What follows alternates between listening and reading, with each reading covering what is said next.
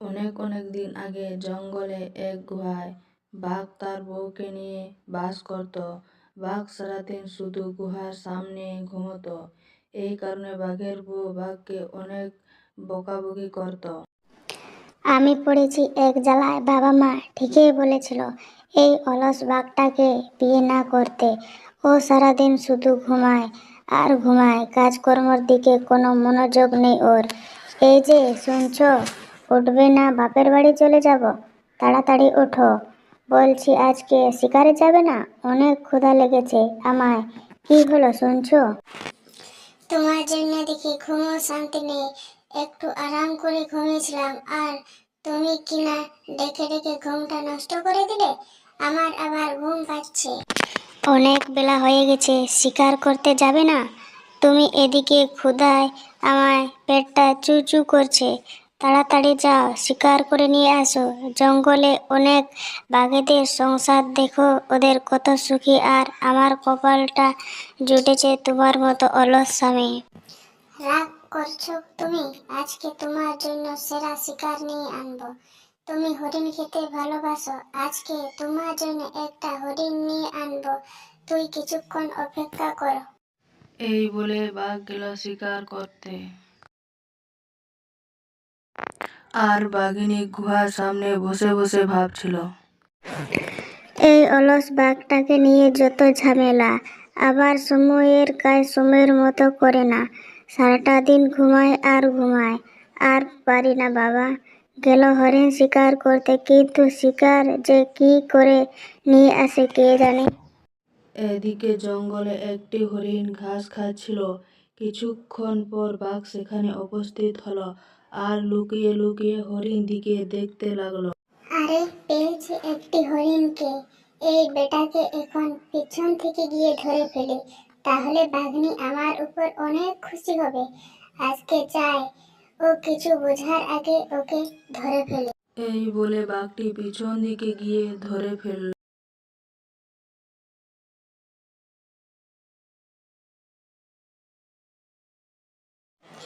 এই যে গিন্নি, বলেছিলাম না তোমার জন্য হরিণ শিকার করে নিয়ে আনবো। এই দেখো তোমার জন্য একটি হরিণ শিকার করে এনেছি, আর তুমি অযথায় আমাকে বকো। হয়েছে হয়েছে, অন্যদিকে দেখলাম না বলার আগে শিকার করে এনেছো, তার আজকে একটা হরিণ এনে এত প্রেম দেখাচ্ছ। এবার চুপচাপ হরিণকে খেতে শুরু করো। কথা বলার সময় নেই, কারণ অনেক ক্ষুধাও লেগেছে। এই বলে দুই বাঘ হরিণকে খেতে শুরু করলো। এদিকে জঙ্গলে একটি চালাক ছাগল বাস করত। ছাগলটি অনেক দিন ধরে এই জঙ্গলে বাস করছে, কিন্তু শিকারী প্রাণীর আজ পর্যন্ত ছাগলটিকে শিকার করতে পারেনি, কারণ ছাগলটির অনেক বুদ্ধি।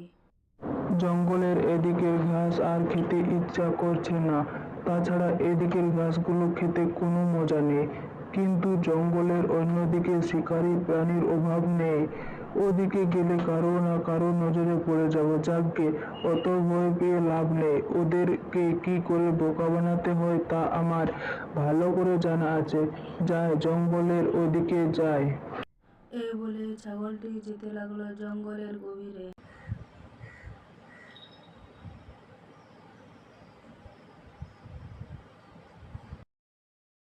এদিকে বাঘের বউ বাঘিনী বাঘকে বলতে লাগলো, শুনছো, আমাদের বনের রাজা সিংহ, সিংহ মহারাজকে যদি আমরা আমাদের গুহায় দাওয়াত দিয়ে আনতাম, তাহলে মনে হয় উনি আমাদের উপর খুশি থাকতেন।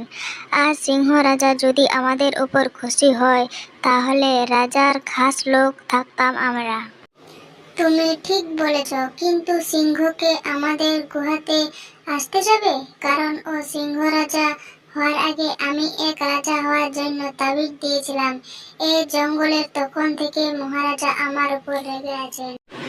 এই জন্য সিংহ মহারাজাকে দাওয়াত দিতে চাইছি। তুমি জঙ্গলে থেকে একটি ছাগল নিয়ে আসো। মহারাজা সিংহর প্রিয় খাদ্য হচ্ছে ছাগল। উনি ছাগল খেতে অনেক ভালোবাসেন।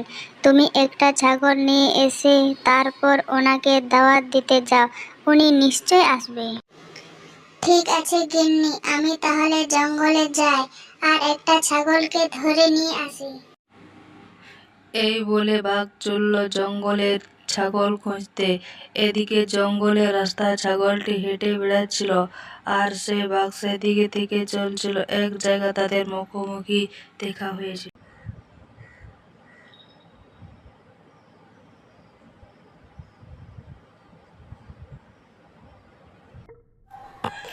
এই যে পেয়েছি একটা ছাগল, এই ছাগলটাকে দিয়ে মহারাজা সিংহকে খুশি করতে হবে। এই ছাগল, শোনো, তোকে আমাদের জঙ্গলের রাজা মহারাজার খাবার হতে হবে। তাই তোর গায়ে আমি কামড় বসাতে চাই না, তুমি আমাদের সাথে গুহায় চলো। আজকে আমাদের গুহায় সিংহ মহারাজার দাওয়াত আছে।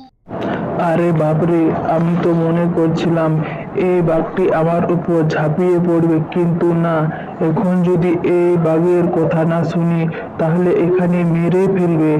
এমন ভালোই ভালোই ওর সাথে ওর গুহায় যায়, তারপর সুযোগ বুঝে পালিয়ে যাব। আচ্ছা, এই ব্যাপার বাঘ মামা, কোনো ব্যাপার না, চলো, তুমি আমাকে তোমার গুহাতে নিয়ে চলো। হাজার হলে কি সিংহ মহারাজকে দাওয়াত করেছো তো তুমি, আর আমি তোমার মান সম্মান রাখবো না, তা কি হয়? এই তো বুদ্ধিমানের মতো কথা, চলো আমার সাথে, আমি তোমাকে আমার গুহায় নিয়ে যাই। এই বলে বাঘ ছাগলটিকে তার গুহায় নিয়ে চলে গেল। গিন্নি, এই নাও তোমার ছাগল, আর আমি চললাম সিংহ মহারাজের কাছে। ওনাকে নিয়ে আসি, তুমি এদিকে একটু খেয়াল রাখো। ঠিক আছে, তুমি যাও, আমি এদিকে দেখছি, কিন্তু সিংহ মহারাজকে নিয়েই ফিরবে। বাঘ গেল সিংহকে দাওয়াত দিতে। এই সুযোগের অপেক্ষায় ছিল ছাগলটি। বাঘিনীকে একা পেয়ে বোকা বানাতে লাগলো ছাগল। বাঘিনী মামি, তুমি কত সুন্দর, কত ভালো, তুমি অন্যকে দাওয়াত করে খাওয়াও, তুমি সত্যি অনেক ভালো, কিন্তু সিংহ মহারাজ আমাকে খাবে। তোমরা কি খাবে? এটা তো মোটেই ভালো কথা না। তবে তুমি যদি আমাকে বলো, তবে অন্য একটা ছাগল বন্ধুকে নিয়ে আনতে পারি এখন, তখন তোমরা তিনজন মিলে মজা। কিন্তু তুমি যদি আবার ফিরে না আসো তখন কি হবে? তখন তো সিংহ মহারাজ আমাদের উপর রাগ করবে। তোমাকে আমি কিভাবে বিশ্বাস করব? এটা তুই একটা কথা বললে মামি, আমি তোমার কথা বিশ্বাস করছি, যেতে দিচ্ছি, কিন্তু তাড়াতাড়ি চলে এসো।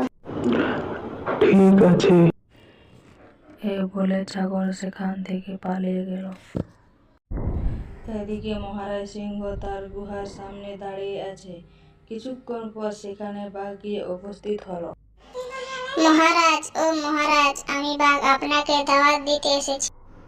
আরে বাগজি, কিসের দাওয়াত দিতে এসেছো তুমি? আমার কাছে কি উপলক্ষে দাওয়াত দিতে এসেছে, নাকি আবার বাবা হলে তুমি? না না মহারাজ, আপনার গিন্নি সাধ হয়েছে আপনাকে দাওয়াত দিয়ে খাওয়ানোর, এই জন্য আপনার কাছে এসেছি। চলো আমার সাথে, আপনার প্রিয় ছাগল ধরে এনেছি, আপনি গিয়ে খাবেন। বাহ বাহ, খুব ভালো করেছো। সারাদিন ঘুমিয়ে অনেক অনেক খিদে লেগেছে। তা চলো, তোমার গুহায় গিয়ে ছাগলটাকে খেয়ে আসি। এই বলে বাঘ আর সিংহ চলে গেল বাঘের গুহাতে খেতে। বাঘ আর সিংহ ফিরে দেখলেন ছাগল নেই, পালিয়ে গেছে। কি হলো গিন্নি? ছাগলকে রেখে মহারাজ সিংহকে দাওয়াত দিতে গিয়েছিলাম, কিন্তু ছাগলটি কোথায়? ছাগলটি বলেছিল কিছুক্ষণ মধ্যে আরেকটি বন্ধুকে নিয়ে চলে আসবে, এই জন্য আমি তাকে যেতে দিয়েছি। বাঘের বউয়ের কথা শুনে সিংহ রেগে গেল।